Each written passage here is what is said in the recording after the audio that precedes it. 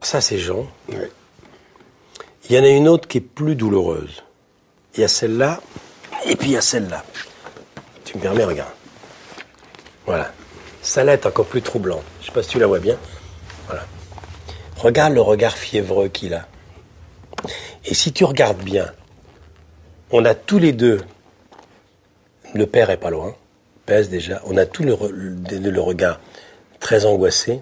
Mais si tu regardes bien le regard de Jean, c'est ce regard-là qu'il avait à la fin de sa vie quand il est mort. Là, tu as quel âge, cette photo? 7 ans. 7 ans?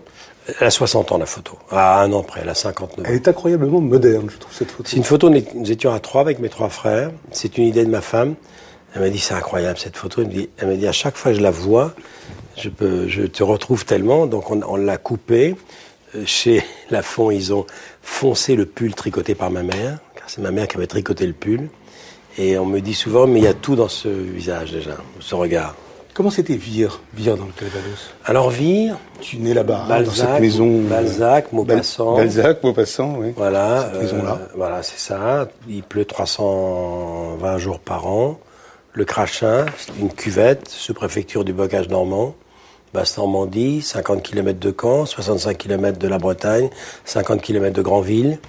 La Basse-Normandie, donc, et il pleut. Un souvenir de pluie, tu vois, d'enfance de pluie. Alors, Vire, c'est ciel gris, souvenir de pluie, qu'est-ce qu'on va faire de toi? Et la toux, les quintes de toux de mon père. Asthme, non. Non, mais il fumait, il touche. Il tousse. Il touche parce que climat humide, problème pulmonaire régulièrement. Il n'y a pas de Kleenex à l'époque. Donc j'ai le souvenir de gros mouchoirs et la 4 chevaux du docteur Drucker qui sillonne la campagne. Tu écris une chose terrible dans ton livre, quelque chose de bouleversant, quoi. Tu dis, j'ai passé toute mon enfance à vomir, à vomir. Tu vomissais ton enfance.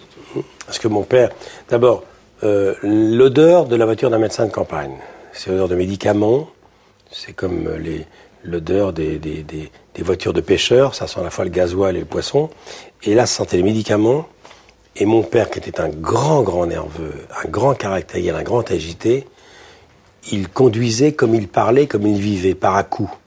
Il passait la 3e quand il avait le temps. C'est-à-dire, des rafales? Ouais. Oui. Serré. Oui. Fort. Papa, je t'en prie, j'ai mal au cœur. Des virages.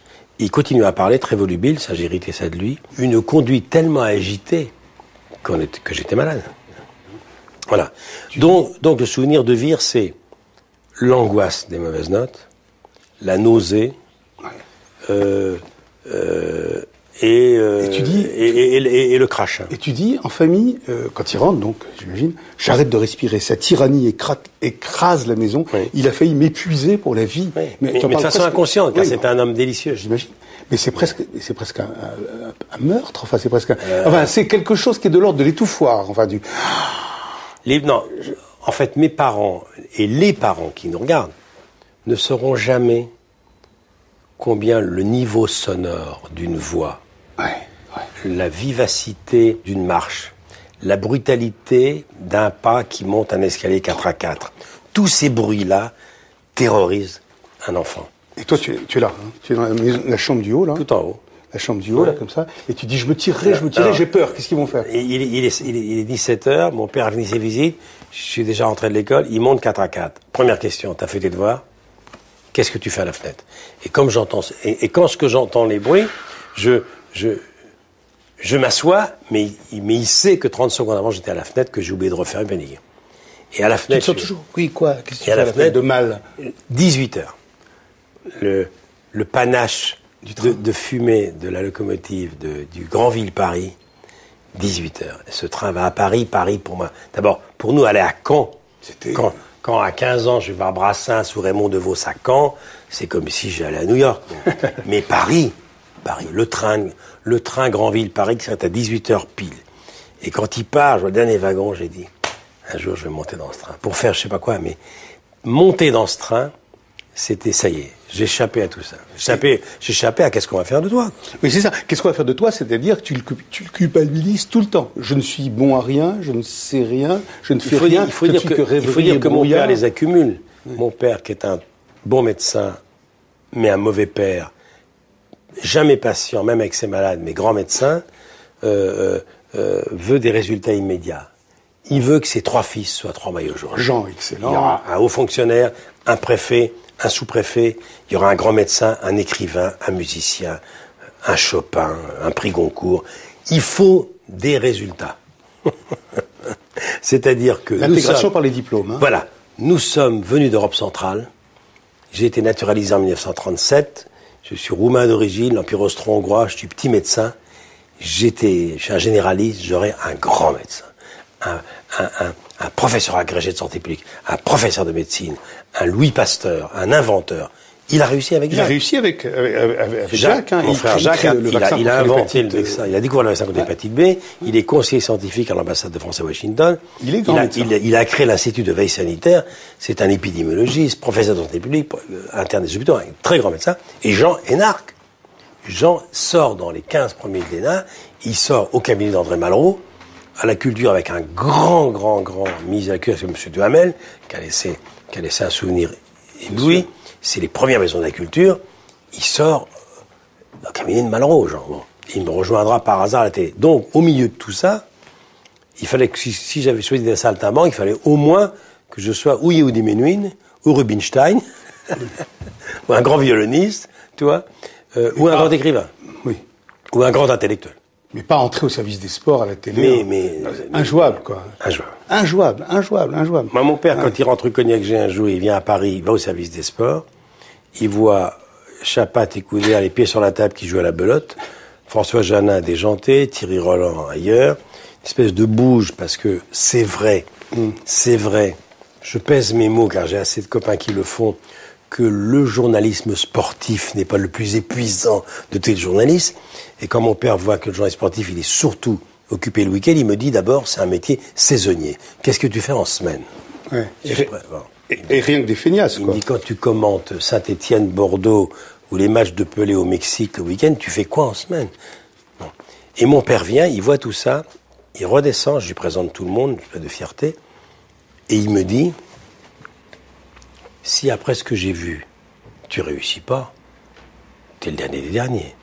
Il a vu un bouge, on jouait aux cartes, on foutait rien, c'était Cognac-G, c'était folklorique, c'était artisanal, il n'y avait pas de pression des médias planeurs, il n'y avait pas la pression de l'audimat, j'étais avec les pionniers, j'étais avec Bellemare, j'étais avec Salbert, j'étais avec Sabin, j'étais le gamin qui prenait le wagon, le premier grand wagon de l'audiovisuel des années 65, en noir et blanc.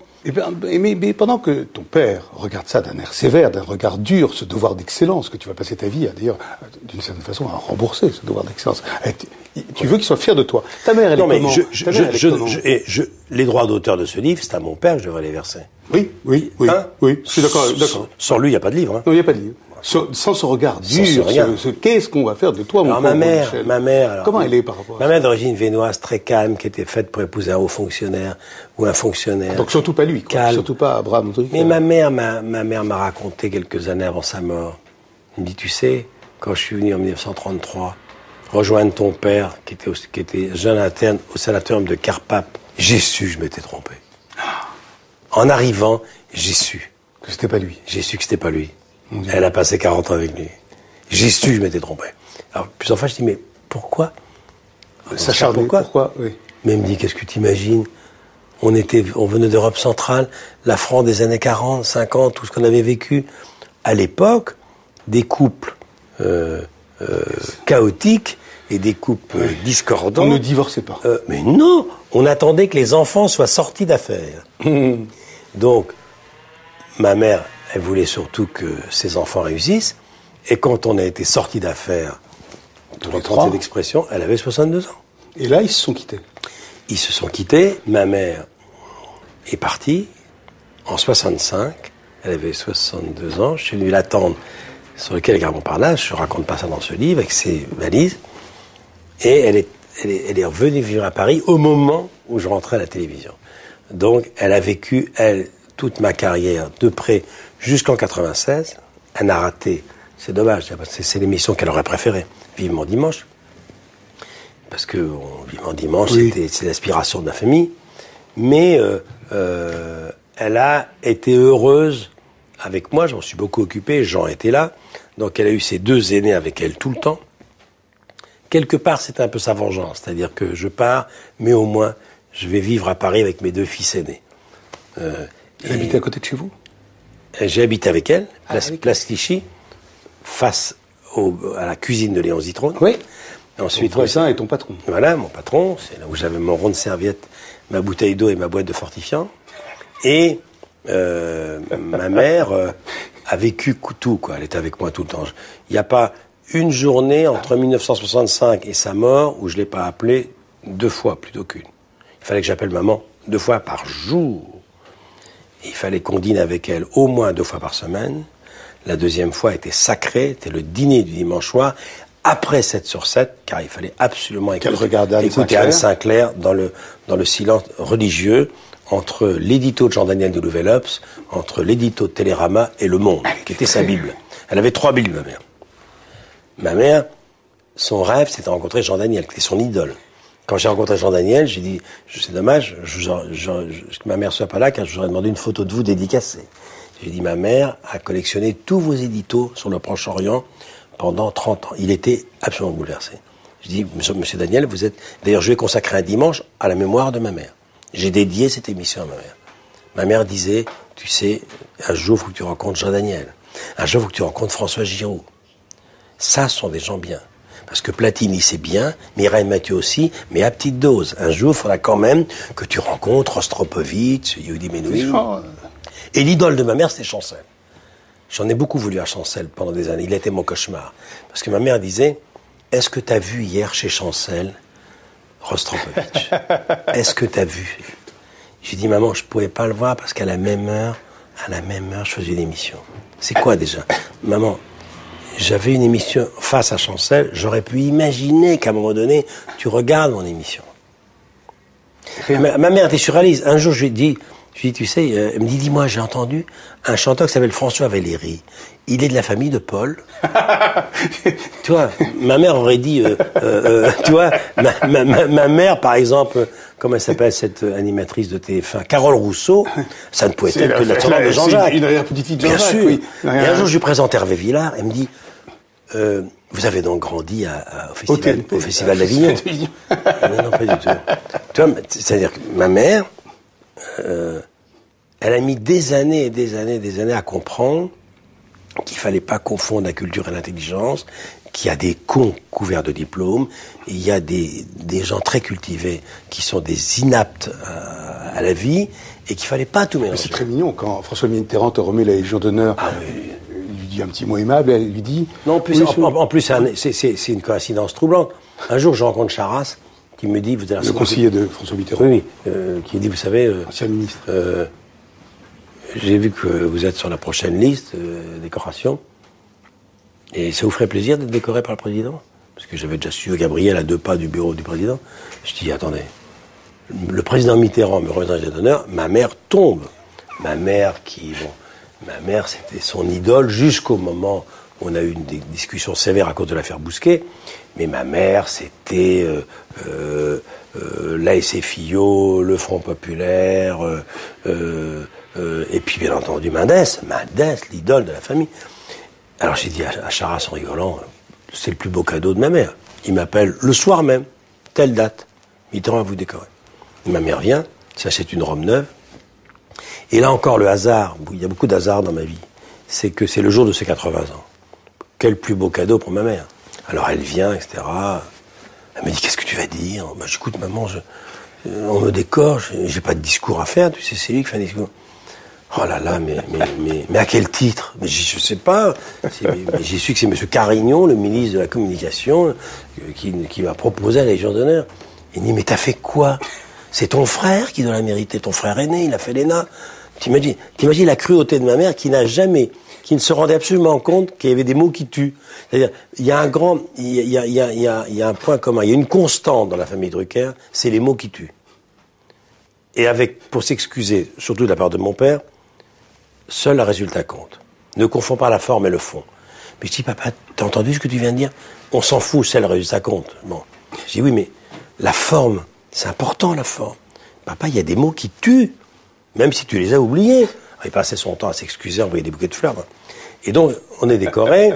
François Mitterrand arrive, il était très malade, il avait les médecins qui le suivaient, il arrivait beaucoup de retard. Déjà, quand il était en bonne forme, il était en retard. Là, il arrive avec 3 quarts d'heure de retard. Il était aux portes de la mort. Enfin, disons 1 an. Il arrive, glabre, il décorait, il y avait Daniel Auteuil, il y avait des hauts fonctionnaires, la salle des fêtes de l'Élysée.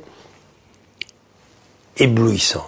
10 minutes d'impro, mais plus qu'éblouissant. Extraordinaire, le numéro éblouissant pendant au moins 1 quart d'heure. Alors à la fin, je lui présente, on avait droit à 15 invités, bon, il y avait tous les amis des amis, comme toujours dans ces cas-là, et je dis, Monsieur le Président, je vous présente ma mère. Lola Scheffler. Vous êtes Lola Scheffler. Ah. Venue de loin. La femme d'Abraham Drucker, de Tchernowitz, Bukovine. Oh. Ma mère, elle me dit, oh, alors, vous êtes heureuse, madame? Écoutez, Monsieur le Président, oui, j'espère vraiment que ce que vous lui avez accroché à la boutonnière aujourd'hui, ça va être un encouragement pour lui à progresser. Un encouragement à progresser. J'espère un encouragement à progresser. Et lui me regarde, l'œil, qui est un œil d'une intelligence, d'une profondeur. Il regarde, on pouvait tout lire dans son œil. Il me regarde, il me dit, je comprends pourquoi vous êtes resté calme avec une famille pareille. Et il dit à maman, mais vous savez, madame, en général, quand on reçoit cette décoration, on peut imaginer qu'on a fini les progrès. J'espère qu'il va progresser. Un encouragement à progresser. Et c'est là où Mitterrand me dit devant elle, il se penche comme ça, il me dit, comment vous avez fait pour traverser toutes ces tempêtes? En 65, quand je défie De Gaulle, vous êtes déjà là. Vous avez traversé toute cette période. Vous êtes déjà là depuis 30 ans. Vous avez l'air d'un gamin.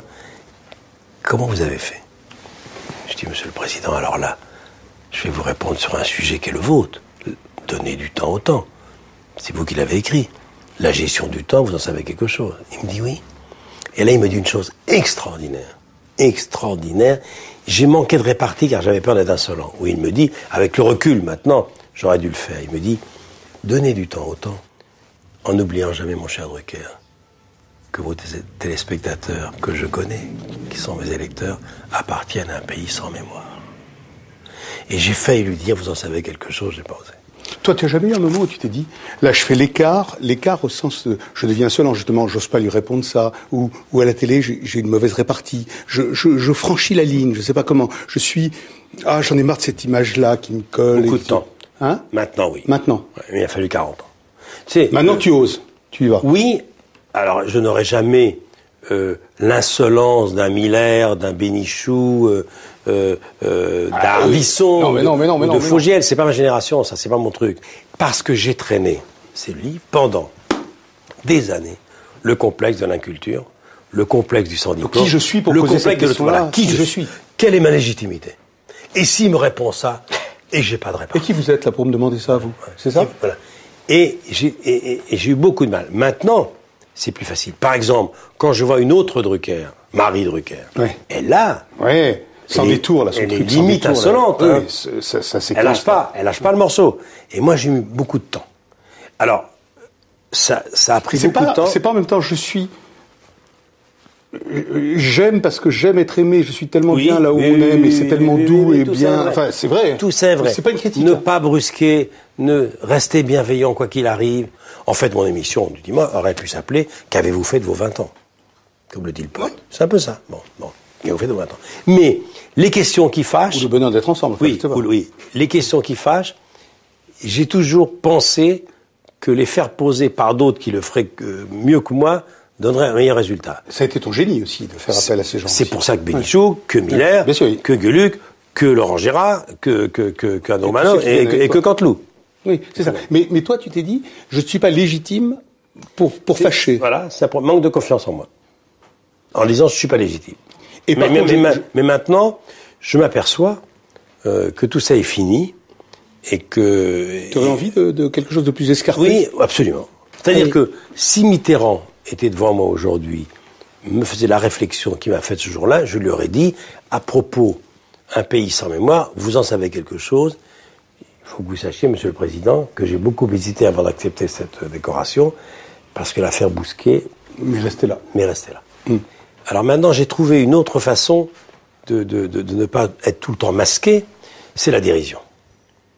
C'est-à-dire, c'est là où j'ai le plus envie d'exister, c'est-à-dire, bon, pas à moi, tu vois, trouver un autre. Mais c'est vrai que j'ai beaucoup de mal à être dans l'insolence. Et je trouve que la frontière entre l'impertinence, l'insolence, oui.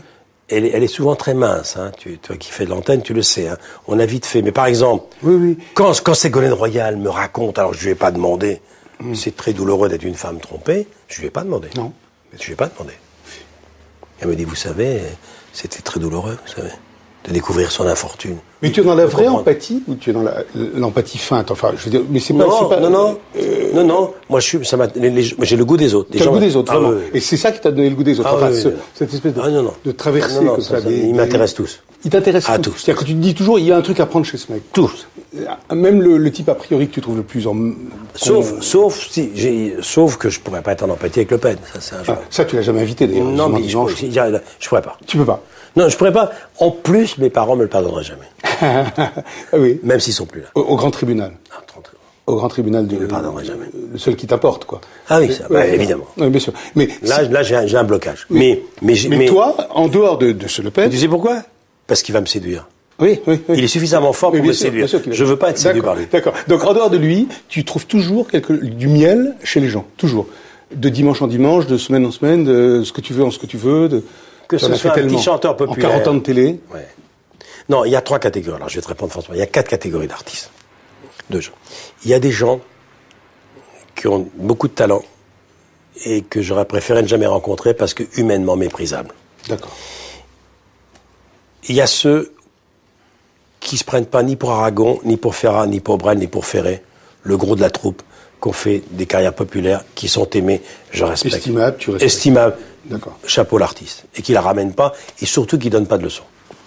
Tu as ceux qui n'ont aucun talent et qui sont totalement méprisables, cela on n'en parle même pas. Et tu as un cercle très fermé, des gens qui ont beaucoup de talent et que je regrette pas d'avoir connu. C'est aussi simple que ça. Des gens qui sont à la fois humainement exceptionnels et qui laisseront un film, un livre, une chanson formidable. Plus que formidable. Et là, tu es fier d'être avec eux, heureux. Et là, et comme par hasard, c'est parmi eux que tu as tes amis. Que j'ai mes amis. Voilà. Ou 2 exemples, c'est-à-dire que je regrette pas l'amitié et l'estime que me porte Aznavour. Qui est mon voisin en Provence, qui a 85 ans, qui est mon maître, que je vois tout le temps, qui me suit, qui me donne des notes, qui m'appelle depuis 40 ans, 50 ans, et qui me dit, Michel, continue. Mais il y en a qui me donnent également des leçons, et que je dirais pas que je regrette d'avoir connu, mais qui m'ont beaucoup exaspéré. Par exemple, Signoret et Montand m'ont beaucoup gonflé. Ah oui? Elle me terrorisait, Simone. Elle me laissait des messages sur mon truc. Oui, c'est ça. Drucker, c'est Simone. Vous n'auriez pas dû dire ça. Et Montand m'appelait, il me disait, Drucker, bien, mais trop tendre, trop bienveillant. Comme Abraham Drucker. Voilà, c'est-à-dire, j'avais l'impression d'être tout le temps jugé par eux. Une fois qu'on a dit ça, je ne regrette pas de les avoir connus. Évidemment. Tiens, on va aller là-bas. Viens. C'est génial, ça.